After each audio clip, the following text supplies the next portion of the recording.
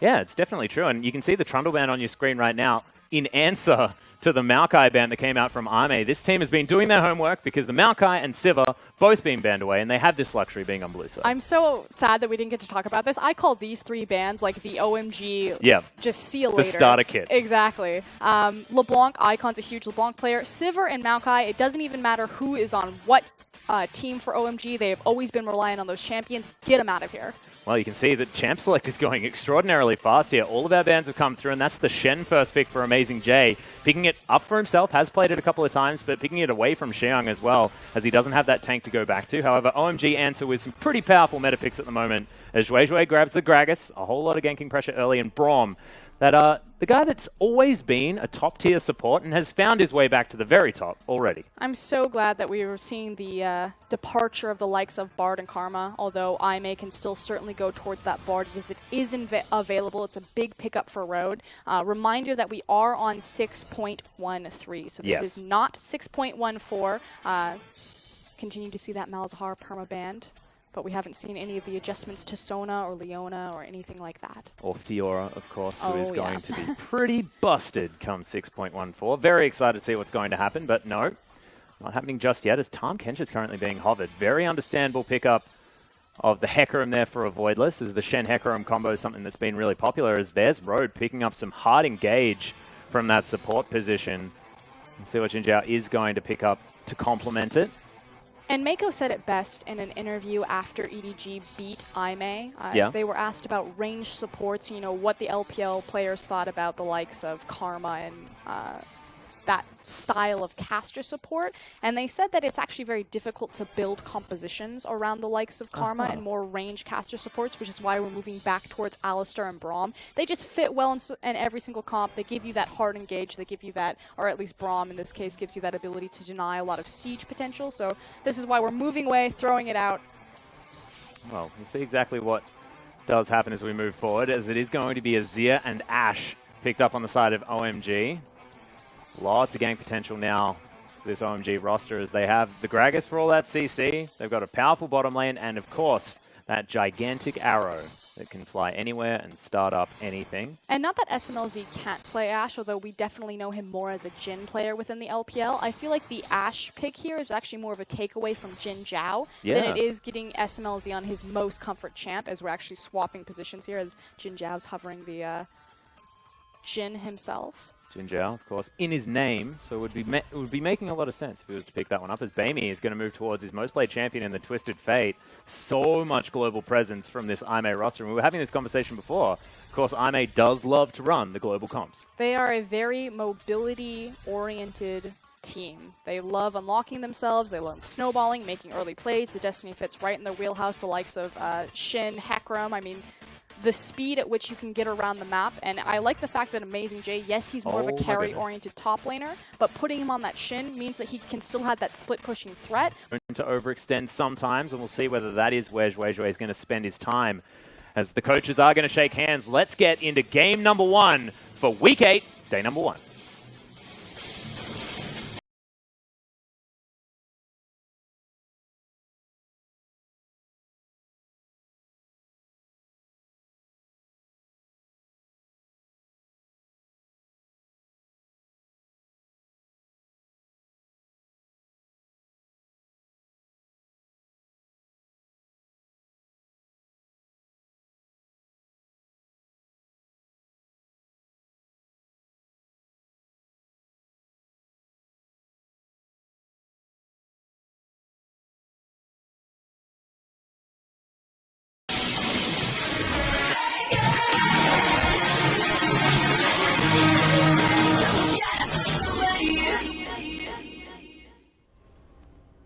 And here we are, ladies and gentlemen, onto the Rift for game number 1 between Ime and OMG.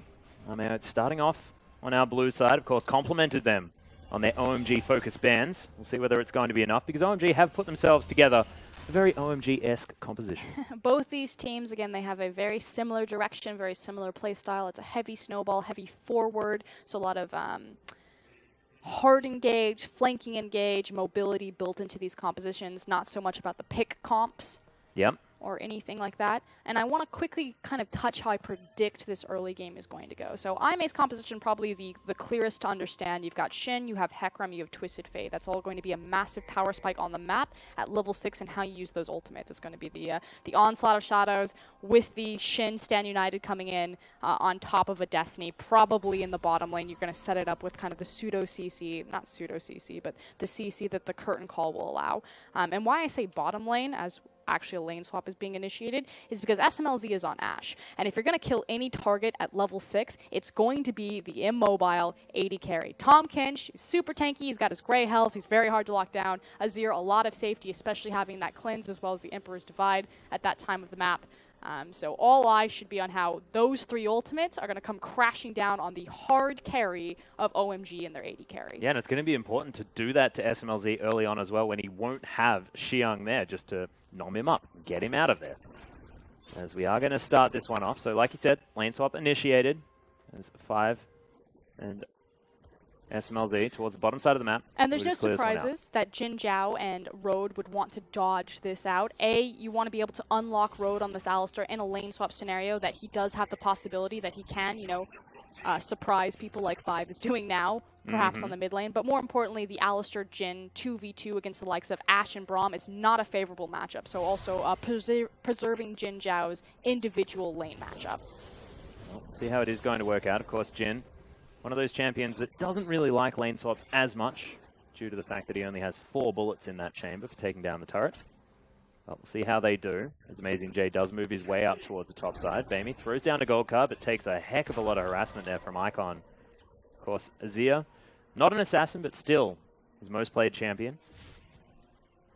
Icon is a playmaker. I think it's probably the easiest thing. We usually call him an assassin, and as I say this though, Rhodes actually doing what I said he would, unlocking himself, ganking mid. Well, there's the headbutt pole. Doesn't actually have to use any summoners though, and Icon's flash now on cooldown. And frankly, that's just a little bit of sloppy positioning from Icon to burn a summoner there, as the round 2 is now being postured for. Yeah, here's the return. And he's not standing on his strong side of the map. Well, he's going to get headbutt pulverized there as in goes a Voidless. The cleanse isn't enough, and Bamey picks up first blood. So I don't know if you caught it. Road actually did something quite excellent right there. He flashed in the middle of his pulverize, or his combination, to reposition himself behind the Azir. So you can notice that he doesn't have his summoner left to him. So very nicely played by Road. And again, Icon not standing to his strong side of the map, which is his bottom side, where he has the numbers majority, and is immediately punished for that. And also, he didn't even need to be that far up. Of course, you saw how many minions were just smacking on that turret. He could have just waited, given Bamey a little bit more respect, but no. Not happening this time, as OMG are going to be able to take down this outer turret, towards the bottom side of the map with the help of Xiang. But same thing to happen relatively soon here towards the top. Yeah, and it is just a slight tempo advantage for OMG in terms of the lane swap and pressure, which means they can move into the Infernal Drake simply because Road was unlocked from that top side. The Alistar wasn't there to help chip away at that tower and making plays happen in the mid lane. So IMA went all in on putting their aggression in mid lane. OMG retain their strength on bottom side of the map and pick up Infernal. They do. Next dragon is going to be another Infernal Drake as well. So high priority dragons this game as Icon takes a wild card, gets the Thunderlord's proc from Bamey. And that's pretty much best case scenario. The Dragon Spawn actually really saves OMG there, as another gank is happening mid. Yeah, no summoner spells as Icon knocked out of his Shifting Sands, but Voidless unable to close the distance. Miscommunication between Bamey and a Voidless right there. Should be noted that this is your Korean and Hong Kong players, so maybe a bit of a language issue or communication error, but Bamey had his flash, he had the gold card. If he had flashed forward and laid down the CC, it could have been a different story there. Oh, of course, maybe just giving a lot more respect to Zhuezhui, who does have that flash body slam at his disposal. Hasn't been seen, however, as he just clears up his jungle. See whether he's going to be able to help Icon out, and whether he's going to focus elsewhere. But this is very dangerous. Getting the Twisted Fate ahead early on. A scary prospect, as he already has those Lucidity boots. The Destiny will be up soon. But again, it's a scary prospect for the rest of the map, which is what you're alluding to, the idea that you have the CDR, that you're able to use. Will be coming in very soon. Could get scary.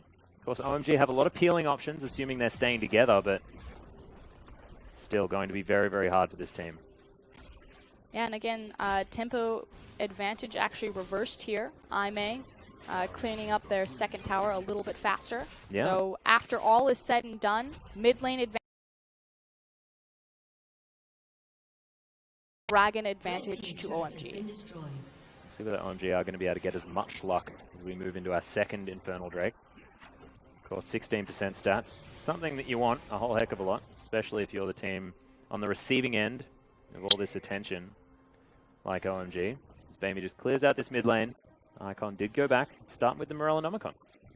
There's an opportunity, as we actually see Shui on his red buff, that Aimee could actually look to contest OMG's blue buff. It will be kind of the next major camp spawning before the dragon. Again, we now have an opportunity where a Voidless, Amazing J, or a Voidless and Bamey will at least have their global ultimates available to them. Amazing J still only level 4. Well, Bamey down here as well. We'll clear out this ward before heading back. 5 looking to try and do the same thing to his pink. He's going to do so relatively safely, despite the fact that he doesn't have too many teammates around. Not from Aimee actually going to pay any attention to him, as Jinjiao and Road now pushing towards the inner turret here up the top side of the map. They need to quickly make sure that this wave resets and bounces back. So again, it's making sure that this wave hits the tower so it doesn't get frozen by Xiang. If they can bully him, they will take the opportunity to do so. Yeah. Xiang picking up a minion, using it to try and clear the creep wave, but there's another wave coming. And no help for OMG. They're instead trying to create the exact same scenario on the bottom side of the map. But again, tempo advantage to Aimee right now because this tower is at 25% health and the horse is coming in. Yeah, there's the help up. Pulverized Deadly Flourish immediately afterwards. But Xiang knocked out of the way. Curtain Call comes in. Grey Health not eaten in time and Jinjiao picks up the kill. So adaptation, the ultimates weren't used bottom. They're instead used on the top lane because OMG had a slow response to cover Xiang overextended by himself. OMG do manage again to trade 1-for-1, so the fact that the gank pressure meant that Alistar wasn't there hitting the tower, but in the end, still advantage to Aimee because they pick up the kill. Yeah, an Amazing J keeping himself safe as the arrow flies up the mid lane. Bamey flashes out of the way. Is going to be safe, but now relatively immobile as OMG taking advantage here of the mid lane outer turret's lack of presence. We'll get about half the health bar. Yep, they don't have a big creep wave to work with, although Icon very quickly trying to shove in while Bamey repositions himself. Should be noted, he has a TP, so he did not take a cleanse against an Ashe. Yeah, difficult. Does have the Rod of Ages build starting up, so will at least be relatively tanky to try and get through that CC.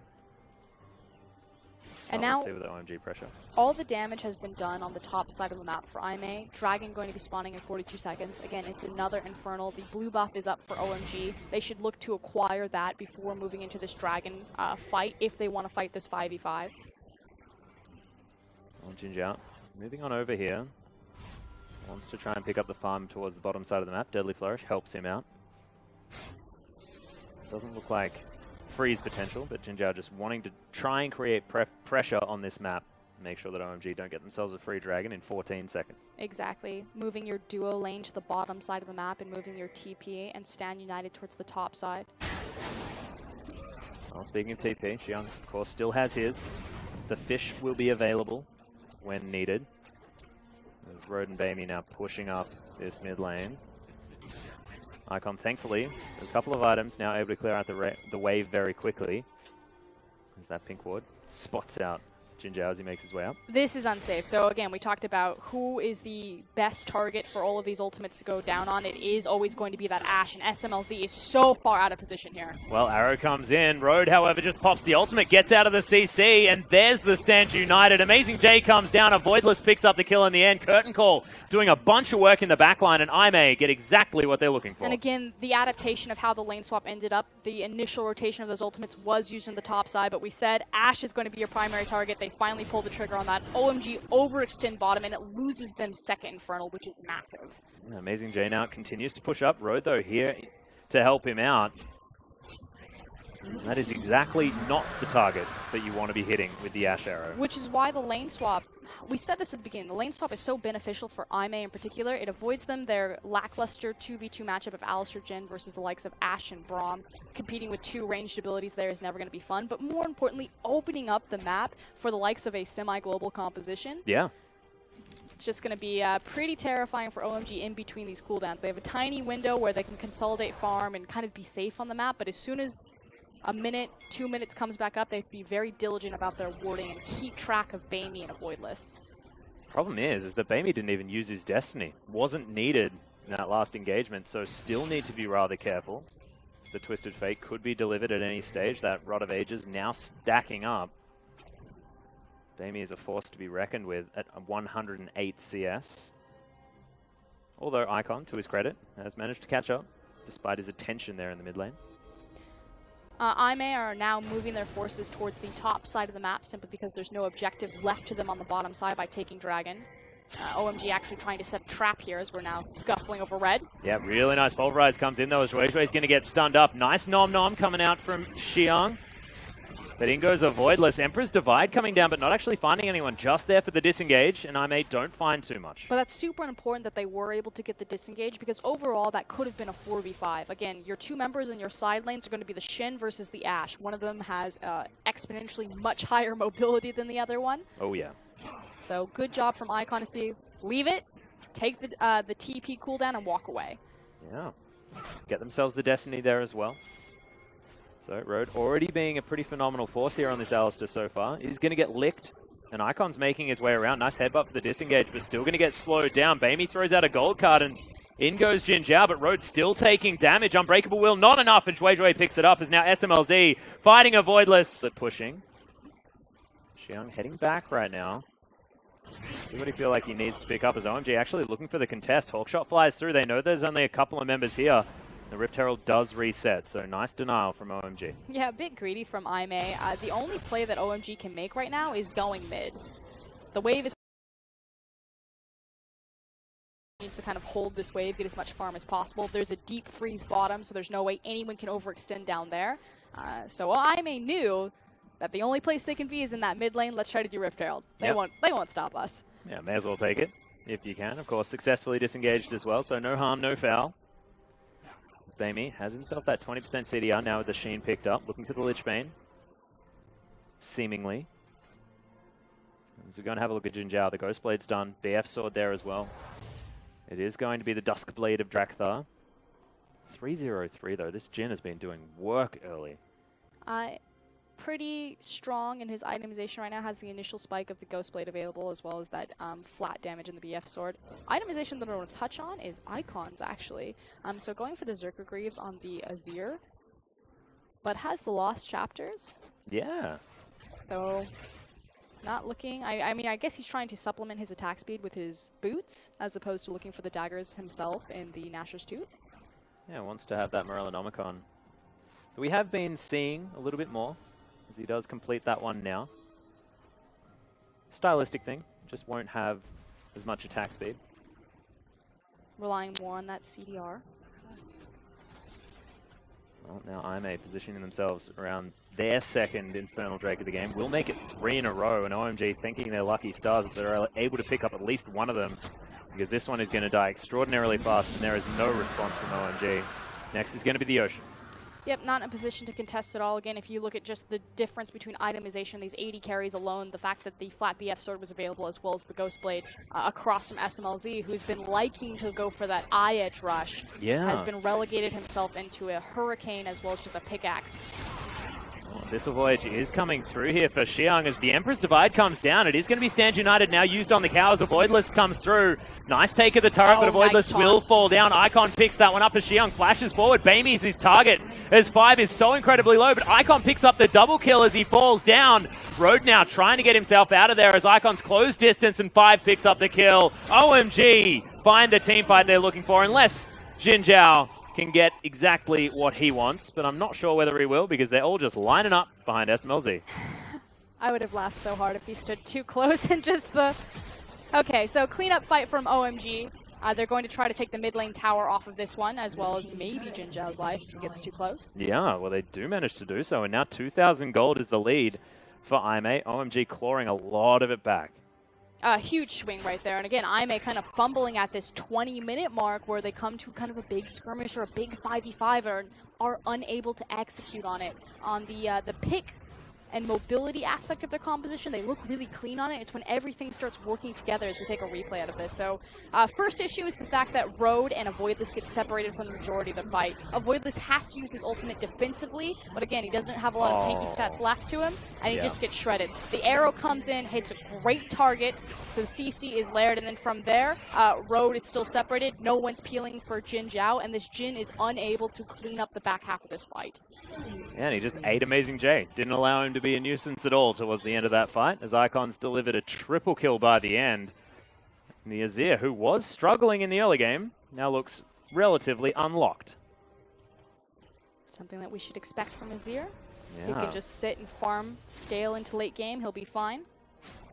It certainly was. As Xiang on this Tahm Kench, of course, we mentioned the fact that he has been buffed.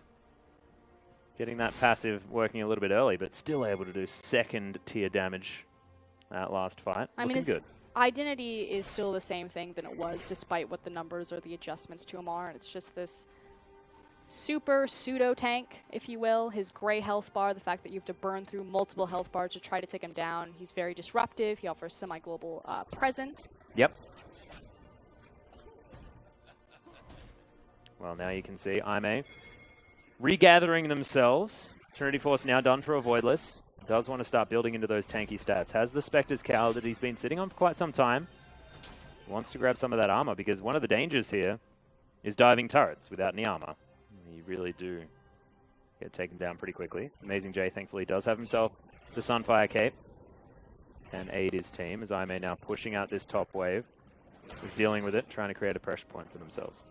Yeah, definitely needs to get these resistances online for Hecarim. Otherwise, he's just going to continuously get shredded in these fights when he uses his ultimate aggressively, as opposed to charging in and then using Onslaught of Shadows to disengage from it. That was disappointing, Bamey. I feel like that's really his only option right now is flanking plays. Yeah. So he comes in, hits them with a strong E, and then has to disengage immediately. But we'll see. Unless he can catch someone out of position, which is exactly what Aimee's comp is very good at doing. Unless he can catch everyone out of position in a 5v5. Precisely. But yeah, in a pick scenario, of course he's fine. But OMG with a lot of defensive vision at the moment. This is what they need to do. Avoid getting picked off.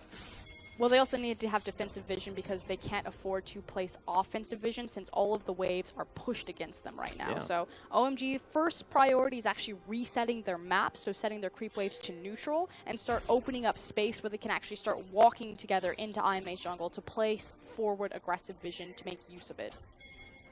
And now we're sort of learning that SMLZ, Road.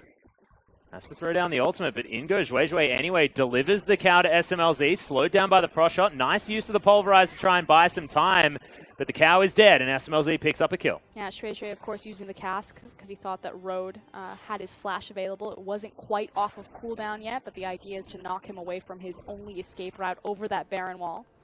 So cutely played by OMG. Yeah, and you can see Xiao actually has got himself a decent CS lead as well. The back of the goings-on on the map. 2,000 gold, still the lead for Aimee, but it's starting to be less and less relevant. I mean, it was 5k difference at 15 minutes. This is a massive swing back in OMG's favor in the last 5 to 7 minutes.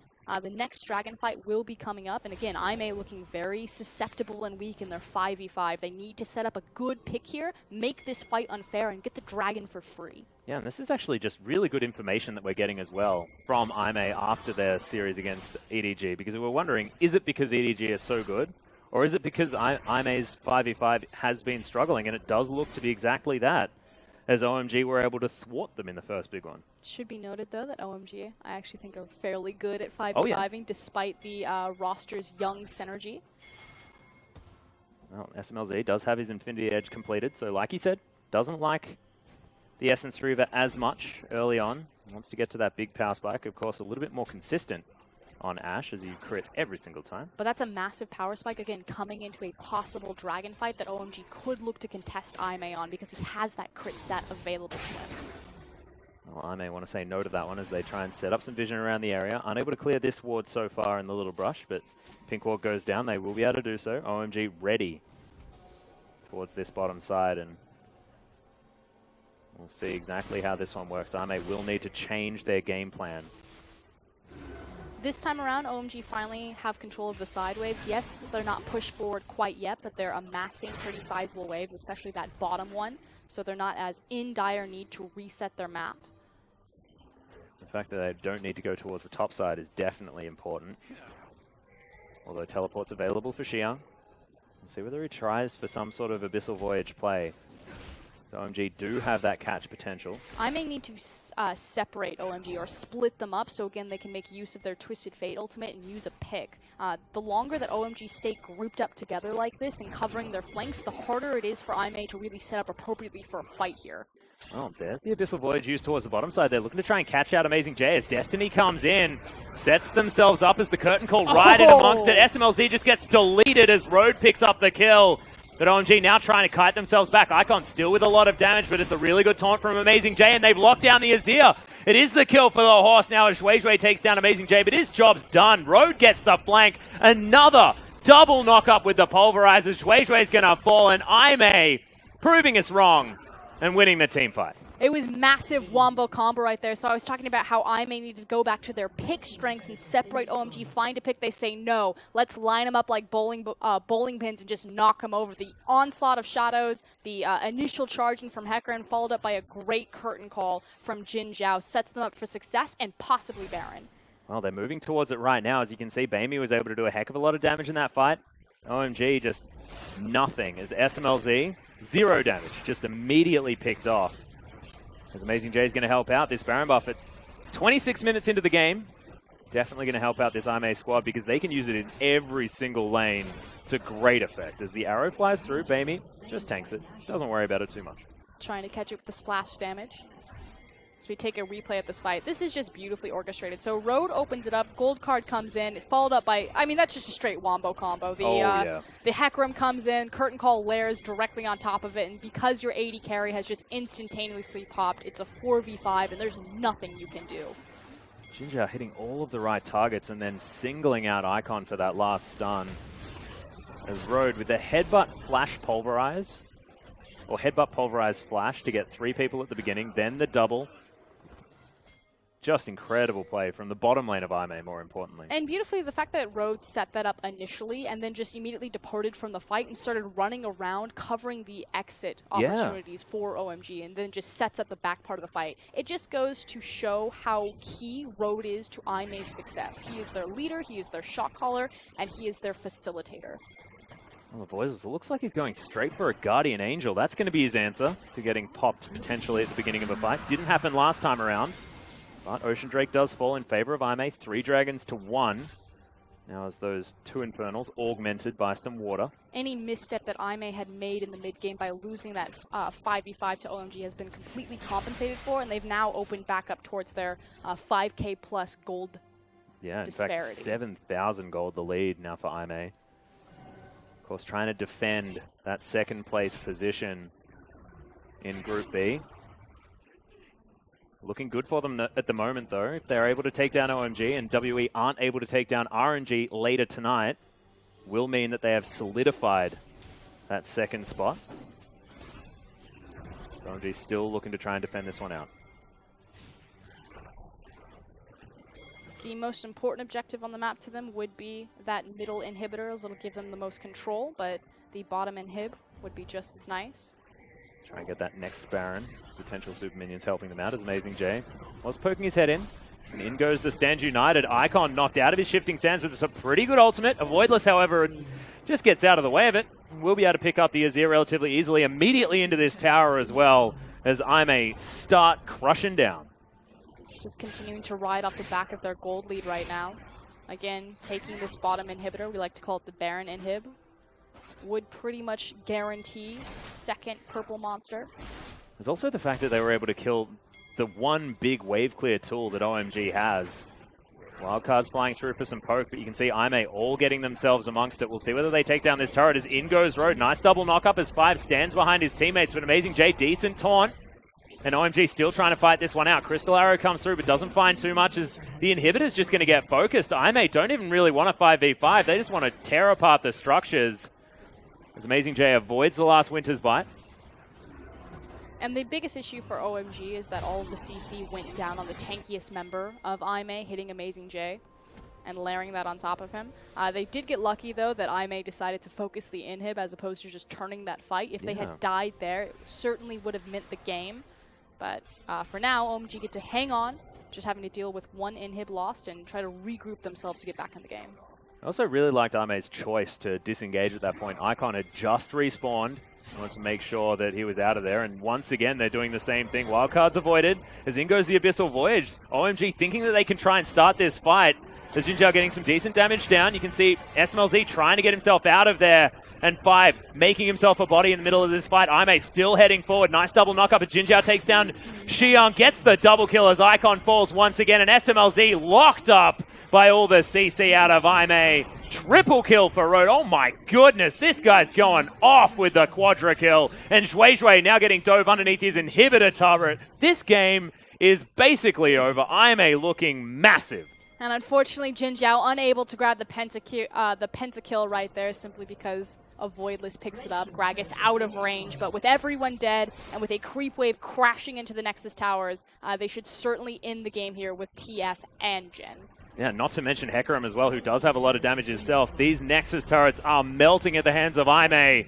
A dominant game number 1. We'll see whether they can back it up the second time around, but it's looking like, despite the loss to EDG, they're still looking confident. So again, just a single drop team fight in the middle portion of that game. Otherwise, Aime using their composition beautifully. They should never get their hands on a composition like that. We talk about this all the time. Yeah. High mobility, high ganking, high snowball-oriented team. Particularly an unlocking Road on that Alistar and getting him involved in so many early plays. Yeah, and we have to remember the fact that the Gragas was actually priority picked here for Zhuizhui when the Hecarim was available. They handed that combination to Aime with the Twisted Fate there as well. I mean, this is something that OMG knew they were probably going to go up against, just based on history alone as far as Aime's play. Weren't able to do it. No, that's actually a really important thing to bring up. This idea that Shin was actually the priority pick from Aime, and anytime you see Shin, you have to know that in tandem that's going to be the Hecarim. OMG thought that they would get a better matchup in taking the Gragas, but you should just eliminate the combination and take it off the board anyway. Pick up that Hecarim in the second rotation and deny Aime that combo. You're going to see on your screen, OMG, this was their fight to take. Only Zhuizhui alive towards the end, but that was the last success story for OMG as Aime pulled it all together, and I find it really important to highlight this particular scenario because this is where Aime went wrong against EDG. Did not happen this time around against OMG. Yep, setting up their wombo combo beautifully, so huge props to Baimi, Road, and a Voidless all on exactly the same page. Exactly right. The Voidless having a phenomenal team fight this time around, but Road comes in for the flank, gets the brilliant double knock-up, keeps everyone there.